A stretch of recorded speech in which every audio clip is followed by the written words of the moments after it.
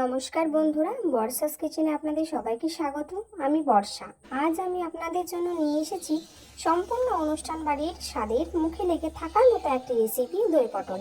বাড়িতে থাকা খুব সাধারণ কিছু মশলা দিয়ে এটা তৈরি করা যায়, আর গরম ভাত, পোলাও বা পরোটার সাথে এটা জাস্ট জমে যাবে। চলুন তাহলে দেরি না করে ঝটপট রেসিপিটা দেখে নেওয়া যাক।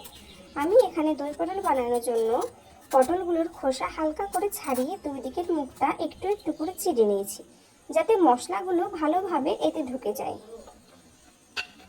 আপনারাও ঠিক এইভাবেই পটলগুলোকে কেটে নেবেন, দুই দিকে একটু করে চিড়ে নিয়ে মাঝখানটাকে এইভাবে খোসাগুলো ছাড়িয়ে নেবেন। তো এবার আমি এখানে মশলা অ্যাড করি। এখানে মশলা হিসেবে ঘরোয়া কিছু উপকরণ দিয়ে এটা বানিয়েছি। তার জন্য আমি নিয়েছি কিছুটা পরিমাণে পোস্ত, কয়েক টুকরো আমি নিয়েছি এখানে কাজু। এটাকে আমি মিহি পেস্ট করে রেখে দেবো। আর এতে আর একটা উপকরণ লাগবে। এতে লেগেছে আমার কাঁচা লঙ্কা, আদা, টমেটো, গোটা জিরে আর গোটা গোলমরিচ, যেটা আমি এখানে তোমাদেরকে দেখাতে সম্পূর্ণভাবে ভুলে গিয়েছিলাম। তো তোমরা এইগুলোকে একসঙ্গে ভালো করে মিহি পেস্ট করে রেখে দিবে। এগুলো আমাদের দই পটল করতে কিন্তু খুবই প্রয়োজন।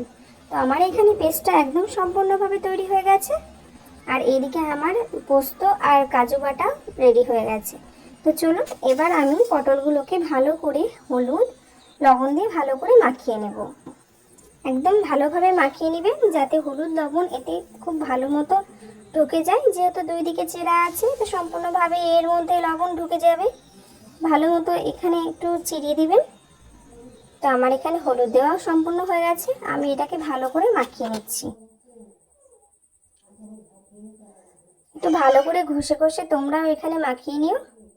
আমার এখানে মাখানো ব্যাস হয়ে এসেছে। আমি এবার এদিকে কড়াইতে সরষার তেল বসিয়ে দেব। আমার এখানে সরষার তেল দেওয়া হয়ে গেছে। এবার আমি এই সরষার তেলে কয়েকটা ফোড়ন দেব। গোটা জিরে, শুকনো লঙ্কা ও হ্যাঁ, ফোড়ন দেওয়ার আগে এখানে তোমরা আগে আমার মতো এরকম পটলগুলোকে ভালো করে লাল লাল করে ভেজে নেবে। আমি এখানে আমার পটলগুলোকে সব দিয়ে দিলাম। ভালো করে ভাজা হয়ে গেলে আমি পটলগুলোকে তেল থেকে ভালো করে ছেঁকে ছেঁকে তুলে নেব। এইদিকে দেখো, আমার পটলটা কিন্তু সম্পূর্ণভাবে ভাজা হয়ে গেছে। এবার আমি এখানে তেল থেকে ভালো করে তেল ঝরিয়ে তুলে নিচ্ছি। এবার ওই তেলেই আমি আমার ফোড়নগুলো এবার দিয়ে দিচ্ছি। এখানে আমি দিয়েছি গোটা গরম মশলা, জিরে, শুকনো লঙ্কা। ভালো করে একটু গন্ধ বেরিয়ে আসলেই তাতে আমরা দিয়ে দেব আদা কাঁচা লঙ্কা বাটার যে পেস্টটা করে রেখেছিলাম, সেই পেস্টটা।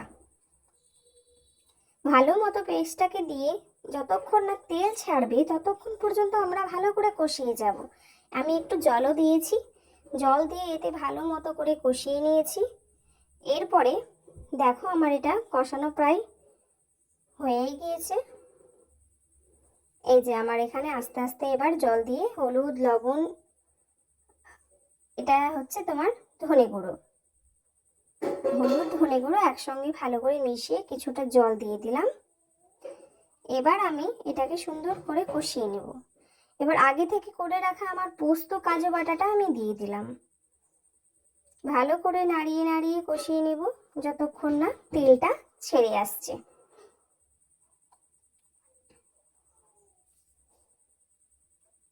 মশলাটা বেশ ভালো মতো কষে এসেছে। এই পর্যায়ে গ্যাসের আঁচটা একটু কমিয়ে দেব। আগে থেকে নুন আর চিনি দিয়ে ফেটিয়ে রাখা টক দই আমি এতে দিয়ে দেব। তো দইটা দেখো, আমি এখন এতে দইটা দিয়ে দিচ্ছি। আমি আগে থেকে টক দইটাকে ফাটিয়ে ফ্রিজে রেখে দিয়েছিলাম, ওই জন্য কিছুটা দই আমার জমে গেছে। তো তোমরা এমনিও টক দইটা এখানে দিয়ে দিতে পারো। আমার এখানে টক দইটা দেওয়া হয়ে গেল। ভালো করে আমি এটা আবার কষিয়ে নিচ্ছি। এবার দইয়ের সঙ্গে মশলাটাকে প্রায় 1 থেকে 2 মিনিট ভালো করে হাতে সময় নিয়ে কষিয়ে নেবেন।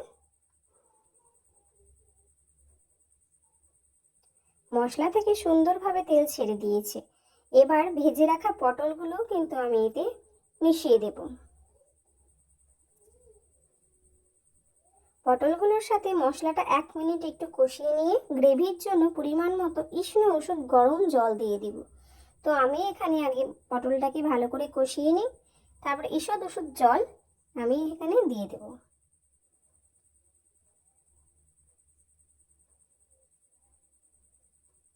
এবার ঢাকা দিয়ে মাঝারি আছে 5 থেকে 7 মিনিট আমি কষিয়ে নিয়েছি। এবার দেখো এতে আমি একটু অল্প পরিমাণে জল দিয়ে দিচ্ছি।